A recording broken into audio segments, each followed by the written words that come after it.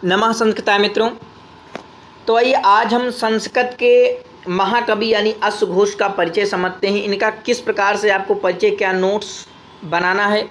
और इनका जो एक रचना है बुद्धचरितम, ठीक है, बहुत ही प्रसिद्ध है, कई बार प्रश्नों पर पूछा जाता है। ये देखिए बुद्धचरितम यानी जो बुद्धचरितम है इसमें कितने सर्ग हैं, तो आपको बताना है कि बुद्धचरितम में 28 सर्ग हैं। वैसे तो इन बुद्धचरितम का अलग से भी परिचय मैं आपको दे दूंगा और इसमें भी मैं आपको कुछ बता दूंगा।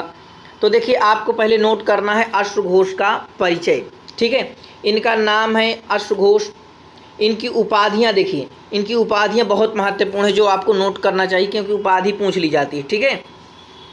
देखिए आचार्य इन्हें कहते हैं और भदंत कहते हैं, महावादी भी इनको कहते हैं। किसको? अश्वघोष को। महावक्ता कहते हैं, महाकवि कहते हैं। माता का नाम इनके माता का क्या नाम है? सुवर्णाक्षी, ठीक है, सुवर्णाक्षी इनके माता का नाम है। और जन्म स्थान यानी साकेत, साकेत यानी कि अयोध्या उत्तर प्रदेश पर जो है इनका जन्म स्थान माना जाता है। इनका समय भाई क्या है? तो ये प्रथम शताब्दी ईस्वी के हैं। प्रथम शताब्दी ईस्वी जो है इनका समय माना जाता है। वैसे देखिए संस्कृत के चाहे जितने भी कवि हों उनके जन्म के विषय पर तो मतभेद रहता ही है, ठीक है। और इनके गुरु जो थे, इनके गुरु का क्या नाम था? आपसे पूछ लिया जाए कि अश्वघोष के गुरु का क्या नाम था, तो पुंडयस इनके गुरु का नाम था। क्या नाम था? पुंडयस इनके गुरु का नाम। कहीं कहीं पर पार्श्व को इनका गुरु माना जाता, लेकिन कहीं कहीं पर आपको देखिए बताया हूँ ना, संस्कृत के जितने भी कवि हैं इनके बारे में एक आपको सही प्रमाणिक जानकारी नहीं मिल पाती। लेकिन जो भी जानकारी है आपको देखिए ध्यान रखना कि अगर पार्श्व कहीं पर आपको मिले तो फिर पार्श्व लगाना है, या पुंडयस मिले तो फिर इनके गुरु का नाम पुंडयस ही आपको लगाना है, ठीक है। अब भाई ये जाति में कौन से थे? तो संस्कृत के जितने भी ज़्यादातर विद्वान हैं ज़्यादातर आपको ब्राह्मण मिलेंगे, ठीक है। क्या मिलेंगे? ब्राह्मण। जैसे महाकवि कालिदास हैं, और तो जाति इनकी ब्राह्मण हो गई। तो अगर देखिए प्रश्न नहीं आ रहा तो की बात बता रहा हूँ आपको, लगभग ब्राह्मण लगा देना है, ठीक है। तो जाति इनकी ब्राह्मण हो गई। धर्मावलंबी यानी बौद्ध, ठीक है।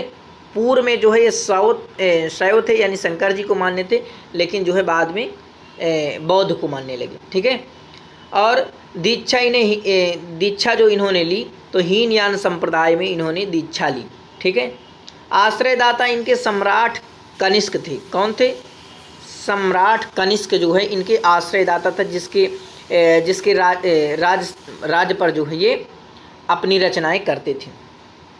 अच्छा, इनका जीवन काल कुल 80 साल तक भैया जिए हैं, ज़्यादातर नहीं जिए हैं।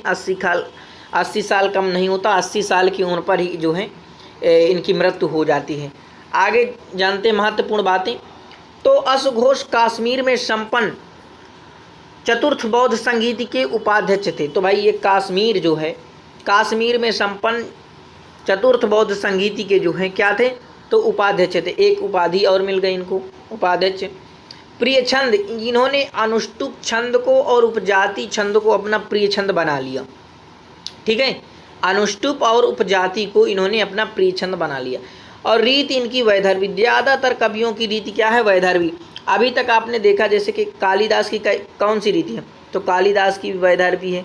महाकवि भास की वो भी वैदर्भी रीति है। शूद्रक की, तो शूद्रक की देखिए शूद्रक की भी वैदर्भी रीति हो जाए। तो इस प्रकार से वैदर्भी रीति जो है ज़्यादा, वैदर्भी रीति संदर्भे कालिदासा। तो अश्वघोष की वैदर्भी रीति। रचनाएं 4 कृतियाँ इनकी जो है प्रमाणिक हैं। अब वो 4 कृतियाँ जो है आपको ध्यान रखना है। देखिए इधर आ जाइए। बुद्धचरितम पहली रचना, बहुत ही महत्वपूर्ण। बुद्धचरितम एक महाकाव्य है। बुद्धचरितम में 28 सर्ग हैं। संस्कृत में अधूरा ही ये प्राप्त होता है, यानी कि बुद्धचरितम 28 सर्ग तो हैं लेकिन यह जो है अधूरा ही प्राप्त होता है। और क्या है? एक महाकाव्य, ध्यान रखना।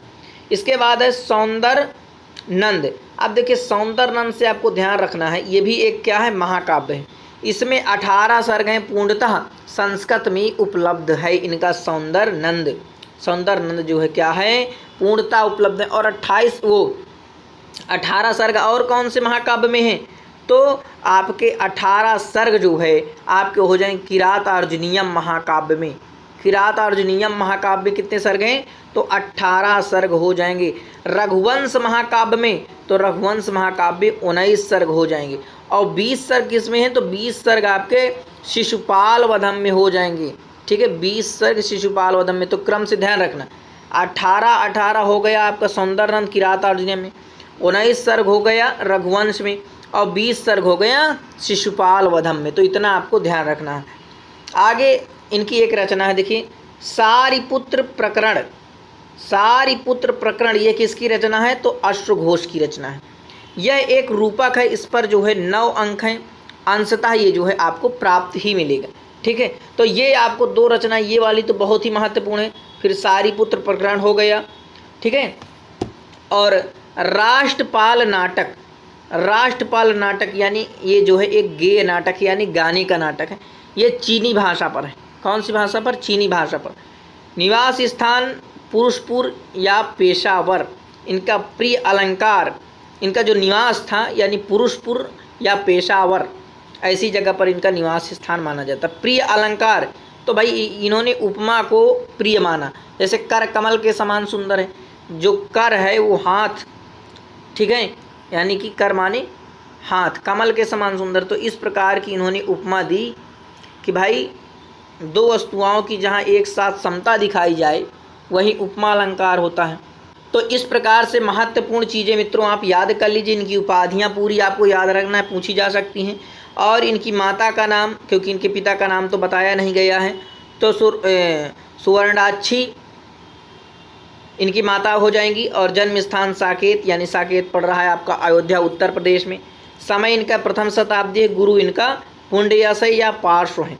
तो इतना आपको गुरु और इनके जो है माता का नाम और इनकी उपाधियां बिल्कुल ध्यान रखना, ठीक है।